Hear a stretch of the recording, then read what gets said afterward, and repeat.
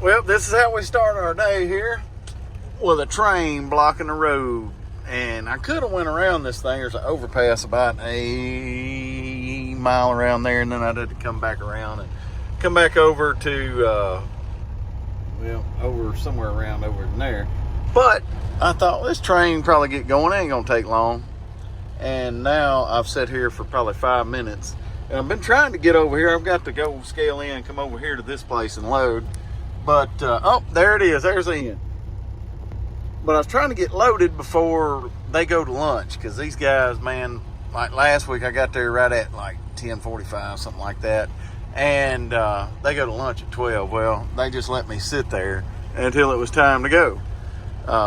They're like, "You in a hurry?" I'm like, I'm always in a hurry, but whatever. I wasn't really in a big hurry, but today I am, because I am going to, I got to go to Kentucky today. So, therefore, I want to get going, and because like anywhere around Louisville up there, it's hard to find parking, and it's kind of selective, and I park somewhere different every time I go to this place. So we'll just see how it goes here. I'm gonna hurry up and try and get over here and get scaled in, and see about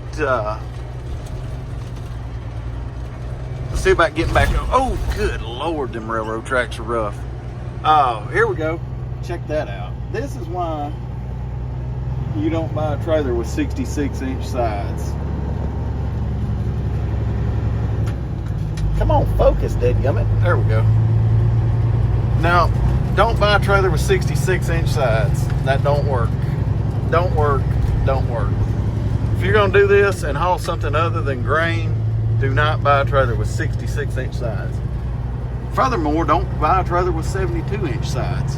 It's got to be a 78 or taller to put a load on some of this stuff that we haul. So, just a word from the wise, or I'm not wise, just a word from somebody that does this. Don't buy a 66-inch side trailer.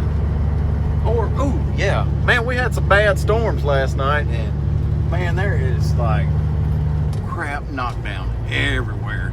So, all right, I'm fixing to slide through here. It's fixing to get hairy, so let me get off here. It must have really rained over here, because like there you go. Mud, every hole in here's got water in it. There's one back there. Oh, right there when you turn off the road. And I'm pretty sure it splashed big all up on my truck. So maybe we'll get to wipe the truck down today too. But I'm sitting here waiting on this lady to ring this buzzer so I can walk in here and check in. And thank God there's not a bunch of dry van drivers in here, because like when there is a lot of dry van drivers in here, you just see like the dumbest of the dumb.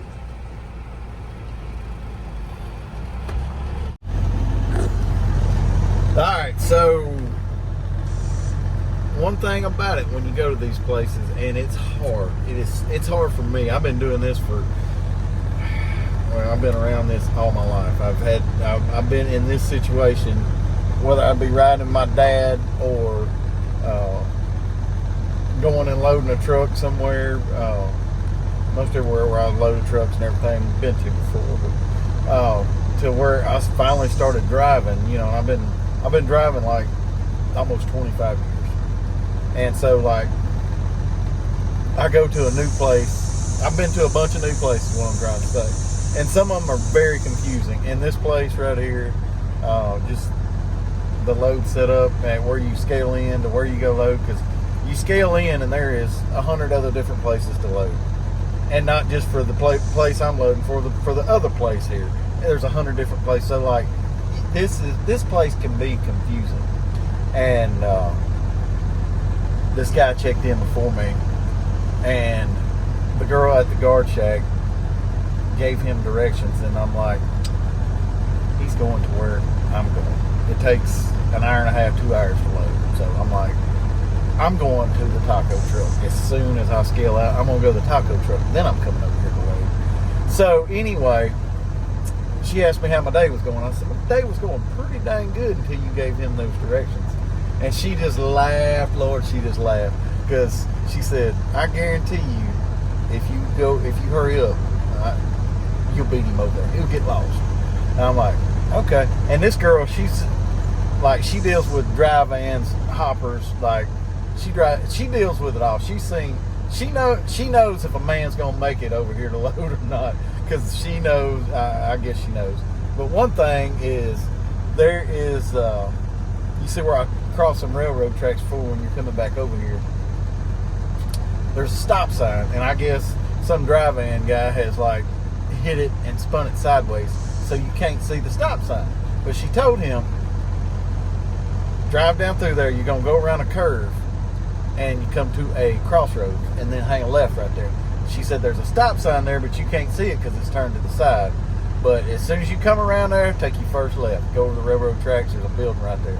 And like, it's not hard to find, to me, you know, because I've been over here 100,000 times, and it's no big deal. But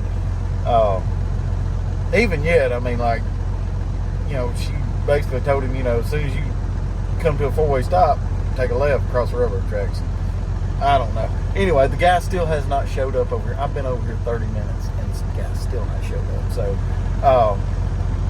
guys, just pay close attention when people give you directions when you're at the scale house trying to go load, because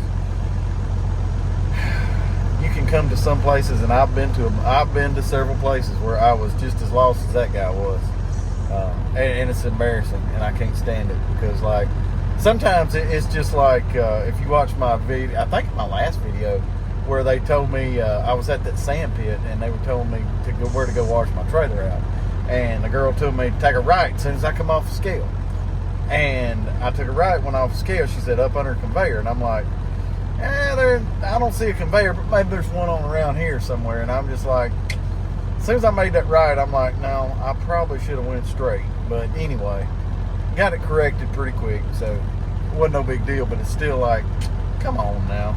But anyway, all right, I got to do some paperwork real quick. Oh my lord, this dude is trying to turn around right here. No, he ain't. Oh, guys. Oh, this is going to be good right here. This is the kind, like, when we come back around through there, I will show y'all. I'll show y'all where he is trying to turn around. And it's like, it makes no sense to even try and turn around right there. I mean, like, if he had any sense, there's a place to pull over right over there. And you can get on Google Maps and go to satellite view and check out, you know, what's around you and how to avoid a lot of this stuff. But a lot of guys just like, I'm going to whoop this thing around on a dime, and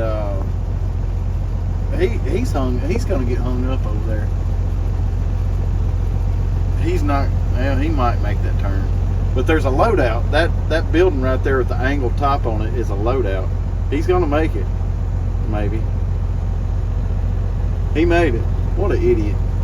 What an idiot. I'll show y'all when I come back through there where he tried to turn around at. All right, I got to do paperwork and catch up on the end of last week's stuff. So we'll check in with you in a minute.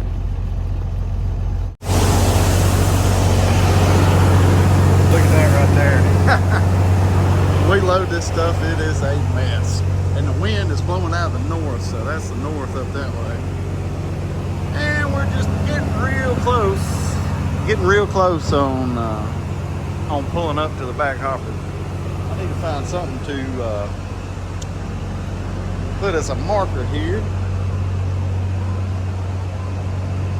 That's a bottle right there. Let's get this bottle. Oh man, I have been on the phone with my wife. Our refrigerator went out here a while back, and all right, so where is right there? All right, so that's where our spout is right there, and we'll stop that thing probably right here over this tire right here. I don't know. This stuff don't look like it's bad heavy or meant bad light, so I don't think it's gonna I don't think we're gonna have to fill the trailer up like we normally do to make a load. But I wanna load, once we start loading here, I'll be able to figure that out by looking at the gauge and how fast the gauge moves up versus what is being put in the trailer. So by the time we get that first pile in the back made, I'll know kind of what it's weighing. It's hard to tell what it's weighing in the front. There we go. Because you don't fill the front up near as much, but it kind of looks like it's weighing a little light. You can see that stuff blowing. It's blowing all over my sweaty ass right now. I'm getting it all over my sweaty face. Awesome. Alright, so we're just about where I need to pull up. So I'm going to pull up because I've got about a half tank of fuel. I'm going to fuel up somewhere. Not that I'm worried about scales or whatever, but I absolutely do want to try and perfect loading off that front gauge there, or on the trailer gauge, I mean. All right, we're gonna pull up just a little bit. There we are. That's where we want to be. Right there, we got that tire right on that bottle, and that should put us about where we want to be. Let's go see. All right, our pull-up was right where it needed to be, so we're waiting on this pile to get a little bit bigger, and we're going to back up a little bit more. It's weighing a little heavy today, so I probably won't have to make my piles quite as big. I'll probably make this one. I'll probably make this one pretty big, but the next ones probably won't have to. I probably can make them smaller as I back up to make my next pile.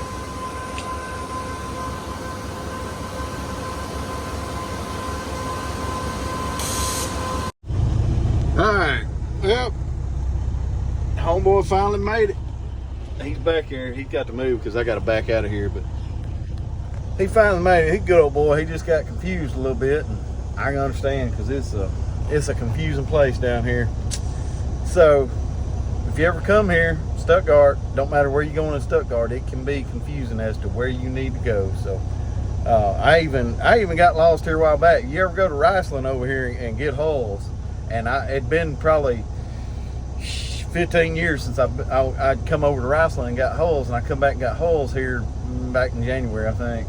And actually got turned around over at Riceland. In Riceland, they've got two different places here. So, but I knew about where I was going, but I still got turned around. And anyway, I found it quick. It came back to me. I had to stop and ask a guy, and he told me where I needed to be, and I'm like, oh, that's it. Once I made my turn in between these two big long grain silos, it occurred to me that, hey, this is where I'm supposed to be. So anyway, I got to jump out here and check on my pile, see how my second pile's going here. All right, so we're on our last pull-up. We're gonna put that right there where the bottle is, somewhere right around in here. So get that done. That'll be the last pull-up. This stuff is weighing pretty good. We're probably done. This is probably gonna be it right here. I'm gonna pull up and get ready to seal this thing up. It won't be too long. I'm gonna say this is gonna be the last bag. All right, right about there. That's good. Somewhere along in there. It's not rocket science. It's not perfect on pulling up. Even though this ain't really a pull up, it's a backup. So get out real quick and check to see where we're at. That's gonna do it. That is gonna do it. I got to find my guy over here and see where we're at. Tell him don't put another bag on there. Alright, get up on these scales here, see where I need to be. Right around in there somewhere. Alright, so we got scaled out there. We're pulling around here. I wanted to show y'all something. This poor power pole has probably been hit more times. I don't know. That was very ugly what I was going to say. I was going to say something about Whitney Houston. But, anyway. Man, these drive-in guys, they suck. They just suck, man. They come in here, they ain't got no business driving a truck. But, man, I'm telling you, the drive-in pool must be bottom of the barrel, man. Of course, I mean, you look at the drive-in rates. I got a, oh, man, I forget what I know what it was. I was on a Facebook page today, and they were talking about this email. They posted a picture of this email they got from JB Hunt on some freight. And it was coming out of Florida, which Florida's always cheap, but it was bad, like $1.30 stuff. So I don't know what this trucking's gonna be like in another 2 or 3 months. I mean, even flatbed, I've been checking on flatbed stuff. Not that I'm planning on doing anything different, and I'm not. I just like keeping up with what's going on. But even on the flatbed stuff, man, I mean, it's been rough. I mean, like, lots and lots of $2 and something mile freight out there on flatbed, you know, this time of year. And this time of year is usually where you make your money in flatbed from 1st or middle of April all the way to 4th of July. And some years even, I've done good even all the way up until November, you know, but it ain't gonna be this year for them guys. I don't know. If you're comfortable where you're at, stay where you're at. Don't be trying to jump ship for greener pastures, because there ain't no greener pastures right now. And if you want to get into a truck, you better have all your I's dotted and your T's crossed. Make sure you know what kind of money you're going to be making before you jump off into a payment, because this equipment's not getting any cheaper. I see some of the used truck markets going on, you know, I've seen some used trucks going down, especially like in the Peterbilt.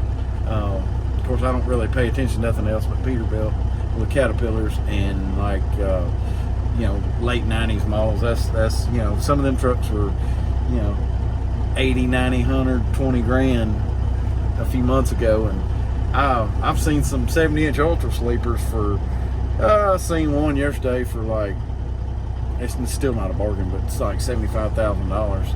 And I'm like, then I seen another one the other day for like, it was 70 something. It had a salvage title, but like they'd rebuilt everything, had new paint and everything. So the truck looked really good. So I don't know. I just, if what you're doing is working, keep doing it. Because what this guy's doing over here is not working. Oh, here we go. Here we go. Here we go. Here we go. What are we gonna do? What are we gonna do? What are we gonna do? I don't know. I don't know. Something tells me that he probably get out and look. Yeah. Go. Get out and look. Get out and look. Yeah, get out and look.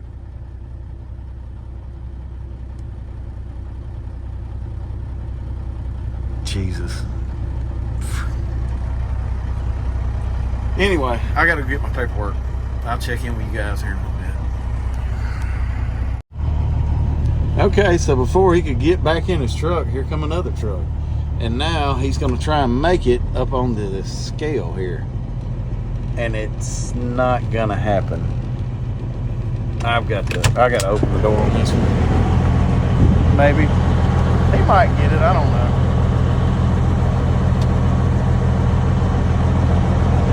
I think he's going to get it. I thought maybe he'd drag his trailer off on it. I'd get that on camera, something for y'all to see. Yeah, he's going to make it. All right, so this is where this dude was trying to turn around a while ago. Right here in this area, right here.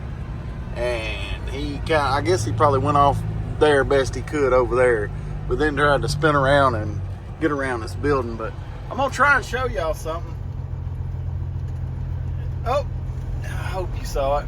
I was trying to watch his street sweeper that is just completely in the way right now. But that's what it looks like when you got piles up and you try to shake them down. He just shook his load down so he could get his tarp over. Good God, come the freaking hell on. Damn it. This freaking train's fixing to come and hang me up. God dang it. This is the freaking people.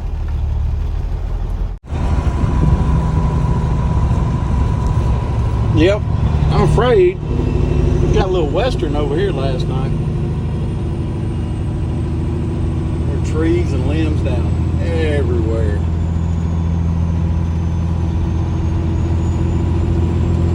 Oh, look at that one.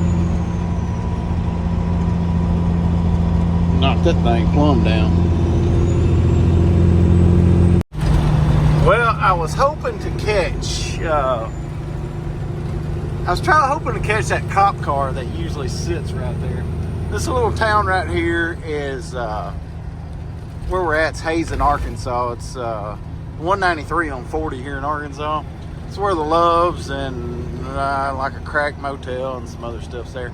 The actual town is about 5 miles south of the interstate, but this town right here, they have a 392 Scat Pack Charger for a police car. And if you go to Natural State Transparency on YouTube, you can search around, and they have a couple videos of that car in action, and it is a sight to see. Oh Lord, I can't. I watched a video last night of they were chasing somebody on 40, and like I said, the town of Hazen's on Highway 70. It's 5 miles south of town, and so they were out here on 40, and this car was going westbound, which is that way, and he got off at this exit and then jumped, lost control on the exit, went out through the grass. It was crazy. Got back on the interstate, and I couldn't tell if they were slowed down because they had construction. I couldn't tell if they were stopped or slowed down, and dude was going down the shoulder and just all kind of crazy stuff. So this dude and the 392 Scat Pack leaves Hazen and goes to the next town over at Carlisle. And it was absolutely amazing to watch. And he got on the interstate up here at Carlisle and started chasing the guy. And it's just, go watch. If you like police pursuit videos, go watch that. It was absolutely one of my favorite that I've ever seen. But yeah, if you like to see fast cars, it was something else. So Natural State Transparency, and there's another one that I watch a pretty good bit. It's LRHN, and both of them showcase dash cam footage from Arkansas State Police, and most of it is running cars trying to run. And I can tell you, if you come to Arkansas and try to run from the ASP, 99% of the time it ain't gonna work out for you. These guys are bad. They're a high-class bunch of guys. I know that car went out through that grass over there. It was crazy. Go watch the video.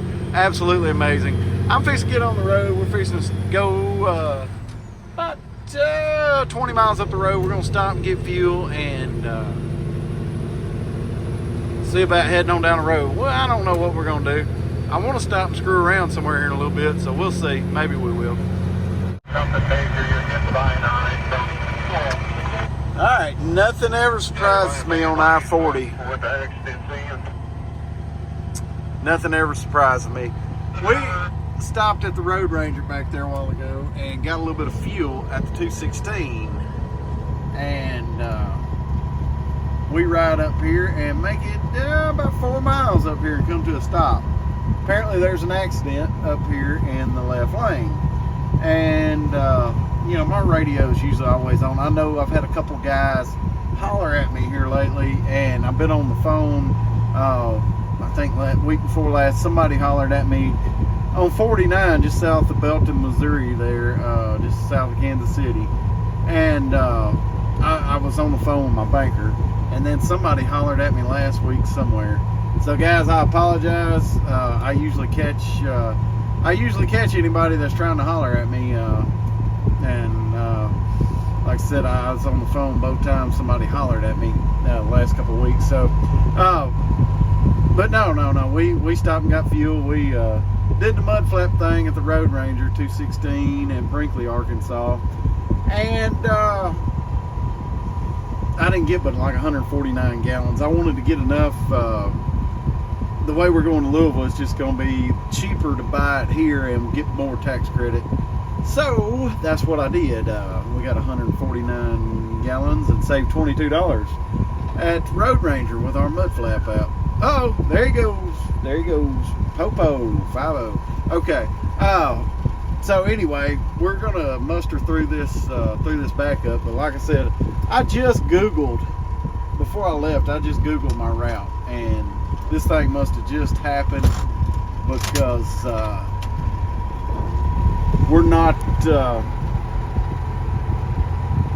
showing it. Still not showing really anything on Google. So anyway, I didn't check Apple, but either way, I guess we're just gonna hang out here in the right lane, and maybe we'll get through here in 2, 3, 4, 5 minutes, something like that.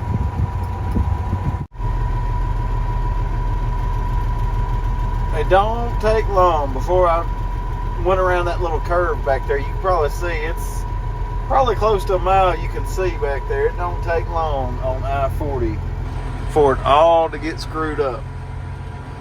And that's what it has done. It has gotten screwed up here. And we're almost to the end of it. It's up there close. What I can tell, it's up there close to the overpass.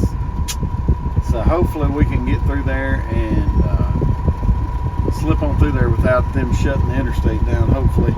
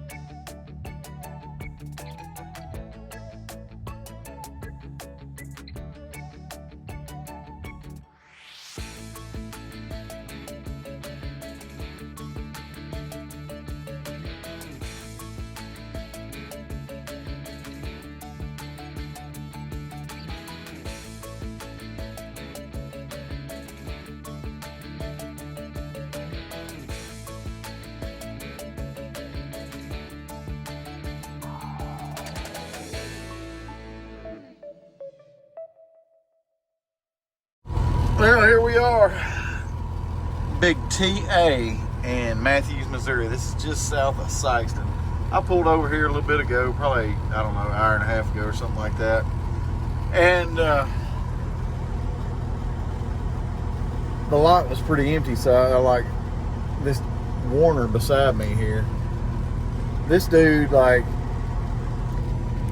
he backed all the way down, like, from the left here, all the way back down there, and then alley docked it, 90 degree, whatever, in here. But like, I come beside those buildings right there, and I took a left by that truck right through there and come down here, and then backed in this corner spot here. But he come like right down through here, and then back. I mean, like, I bet it's like 100 yards or so. He backed down through there, so. But if you notice, like, I didn't mind him doing that, and he got the spot next to the end. I'm like, thank you, Jesus, because the sun was setting right there. So what I did was I just parked over here on the other side of him, so my truck would stay cool. So my truck wasn't in any direct sunlight, and it was parked over here by itself, so nobody could hit it. Well, I'm not gonna say. I mean, somebody could have hit it, but the likelihood is so small, like right here. But if I'd park like right on the end, I mean, like, if you park right on the end like that, you are asking to get something hit. And I hate parking in these spots where somebody backs up to you, especially with a hopper bottom, because like, if somebody backs up to you, and I think I've told this story about this dude that I knew got hit, backed into, like, it was one of those butt-to-butt parking lot deals, and it was a woman. And I'm not saying nothing bad about women drivers, I mean, I will if y'all want me to. No, I'm just kidding. So this woman driver, he feels the truck get hit. Woman driver gets out, and he's like, lady, you know, what the hell are you doing hitting me? And she's like, well, my trainer just told me to back up until I feel I hit something, then I know I'm good to stop. And I'm just like, Lord have mercy. I would have, but on a hopper bottom, I mean, like, it could tear up a lot of stuff. Your tarp pole, your roll rod, I mean, like, and your bracket for your rod, I mean, like, it's attached to the trailer, so if they hit that, they're just going to shove that into the back of the trailer. If you got a hopper, do not back up. And, like, I don't know. Those are for fleet trucks there. They ain't, even though I see some nice, this nice Mack trailer here. The guy's just parked right there, big 389. There ain't no way if I had that truck, I'd park it right in the middle of all that. But anyway, we took us a shower. A $16 shower here. I was going to take one at the Road Ranger when I got fuel, but like it was way early. It was like 3 o'clock in the afternoon. There's still a lot of sunlight left to ride around, and I'm hot-natured anyway, so like I definitely wanted to wait till the sun started going down before I stopped and took a shower, or I would just continue to sweat.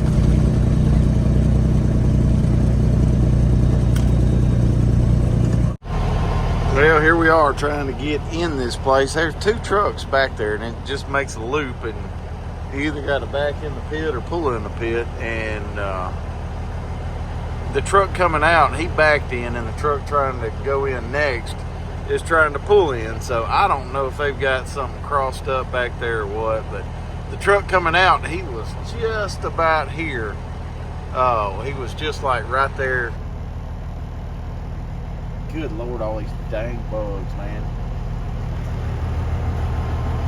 But anyway, he was coming out, and he didn't make it out.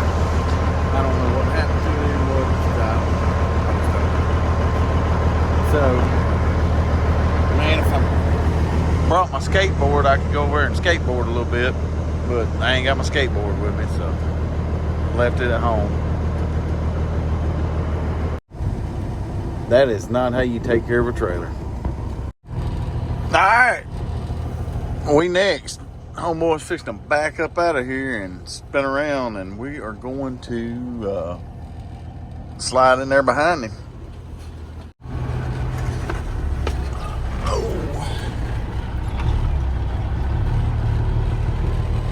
This is always a tight one right here. This truck sucks at left-hand turns, and they just don't ever clear this crap out.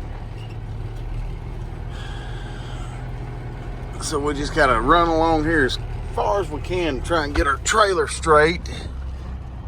And we'll kind of raise up in the seat here, turn. Barely missed that, and drive straight in here. Oh, wow. I need to clean my window. I should have been doing that, but I was waiting on this one guy, the first guy that was here. The first guy that was here to come and get out of here, because as you can tell, there's not much room back there. So that guy just sat back here for probably 40 minutes or so. I think we're close right there. It's hard to tell at this place. I wish they would clean this up and make it where you could just drive through here. In the wintertime, there's a pipe that goes over there, and they say it's 13.3 tall, but like, ooh, my pipes are close on it. And my pipes are right at 13. So, anyway, they had to open that gate right there, and the guy had to back in because the pipes were too tall. And I really wish they would just open that gate every day where you could just drive straight out of here. You could pull in, drive straight out. I mean, like, but whatever. All right, I'm going to get in, give them my paperwork, and see what's going on with them. Well, of course, this big pile of mess right here, I've tried to scrape it up and clean it up, but it's between me and where I got to get in and out of my truck. And that sucks, because like, I don't like this shit on my feet. And it's stuff's kind of like doo-doo. The more you stir it, the more it stinks. So I gotta jump in here and get my side cutters so I can cut the seals off of this off of my trailer here.